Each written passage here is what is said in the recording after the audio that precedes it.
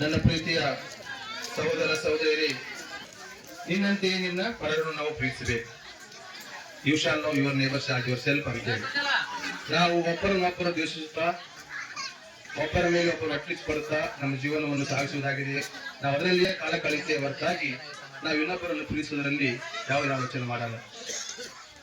ನಾವು ಪ್ರತಿಯೊಬ್ಬರು ನಿನ್ನಂತೆಯೇ ನಿನ್ನ ಪರವನ್ನು ಪ್ರೀತಿಸಬೇಕು. ಅಂದ್ರೆ ನಾವೇಂಗ ನಮ್ಮನ್ನು ನಾವು ಪ್ರೀತಿ ಮಾಡಿಕೊಳ್ತೇವೆ, ನಮ್ಮ ಹೆಂಡತಿ, ನಮ್ಮ ಮಕ್ಕಳು, ನಮ್ಮ ತಂದೆ, ನಮ್ಮ ತಾಯಿ, ನಮ್ಮ ಮನೆ, ನಮ್ಮ ಆಸ್ತಿ, ಅದರಂಗೆ ನಾವು ನಮ್ಮ ಪಕ್ಕದವರನ್ನು ಕೂಡ ಪ್ರೀತಿಸಬೇಕು. ಹಾಗಾದಾಗ ನಮ್ಮಲ್ಲಿ ಏನಾದ ಒಂದು ಒಗ್ಗಟ್ಟು ಬರ್ತದೆ. ಈಗ ನೋಡಿ, ನಾವೆಲ್ಲ ಶಿಕ್ಷಣವನ್ನು ಪಡೆದುಕೊಂಡಿದ್ದೇವೆ ಮತ್ತು ನಾವು ಸಂಘಟಿತರಾಗಿದ್ದೇವೆ. ನಮ್ಮಲ್ಲಿ ಕೊರತೆ ಏನಿದೆ? ನಮ್ಮಲ್ಲಿ ಕೊರತೆ ಇರುವುದು ಸ್ವಾಭಿಮಾನದ ಕೊರತೆ ಇದೆ. ನಮ್ಮಲ್ಲಿ, ನಮ್ಮ ಜನಾಂಗದಲ್ಲಿ ಒಂದು ಸ್ವಾಭಿಮಾನ ಬರಬೇಕು. ನಾವು ಕೊಡುವ ಕೈಗಳಾಗಬೇಕು. ಸಮಾಜಮುಖಿ ಕಾರ್ಯಗಳನ್ನು ಮಾಡಬಹುದು. ಶಿಕ್ಷಣ ಆಲ್ರೆಡಿ ನಾವು ಪಡೆದುಕೊಂಡಿದ್ದೇವೆ. ನಮ್ಮ ಹಿರಿಯರೆಲ್ಲ ಹೋರಾಟ ಮಾಡಿ ನಮಗೆ ಶಿಕ್ಷಣವನ್ನು ಕೊಡಿಸಿದ್ದಾರೆ. ನಾವೆಲ್ಲ ಸಂಘಟಿತರಾಗಿದ್ದೇವೆ. ನಮ್ಗೆ ಏನಾದರೂ ಅನ್ಯಾಯ ಆದಾಗ ನಾವೆಲ್ಲರೂ ಕೂಡಿ ಅದರ ವಿರುದ್ಧ ನಾವು ಹೋರಾಡುತ್ತೇವೆ. ಇದರ ಜೊತೆಗೆ ನಮ್ಮ ಮಕ್ಕಳಲ್ಲಿ ಒಂದು ಸಂಸ್ಕಾರ, ಸಂಸ್ಕೃತಿ ಬರಬೇಕು.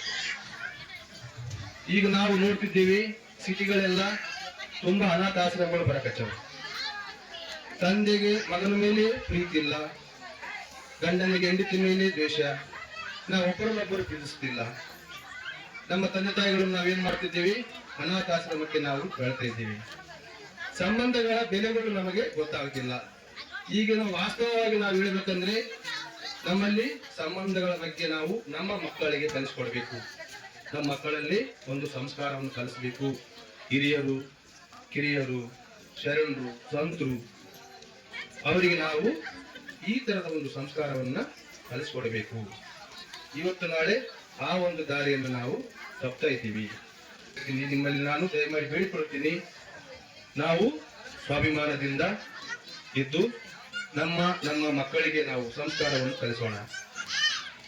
ನಾವು ಇಲ್ಲಿಂದ ಬೆಂಗಳೂರಿಗೋ, ಬಾಂಬೆಗೋ, ಪುಣೆಗೋ ಎಲ್ಲೋ ದುಡಿಯಕ್ಕೆ ಹೋಗ್ತೀವಿ. ನಮ್ಮ ಆಚಾರಗಳು, ನಮ್ಮ ನಡವಳಿಕೆಗಳು, ನಮ್ಮ ವೇಷಭೂಷಣಗಳು ಚೇಂಜ್ ಆಗ್ತಾವ. ಅದ್ರ ಜೊತೆಗೆ ನಮ್ಮದು ಒಂದು ಸಂಸ್ಕಾರ ಕೂಡ ನಾವು ಮರೆತು ಬಿಟ್ಟಿದ್ದೀವಿ. ನಮ್ಮ ಸಂಸ್ಕಾರವನ್ನು ತಂದೆ ತಾಯಿ ಅವರನ್ನು ಗೌರವಿಸಬೇಕು, ಗುರಿಗಳನ್ನು ಪ್ರೀತಿಸಬೇಕು, ಆ ಒಂದು ಬಾಂಧವ್ಯಗಳನ್ನು ನಾವು ಬೆಳೆಸ್ಕೊಂಡು ಹೋಗ್ಬೇಕು.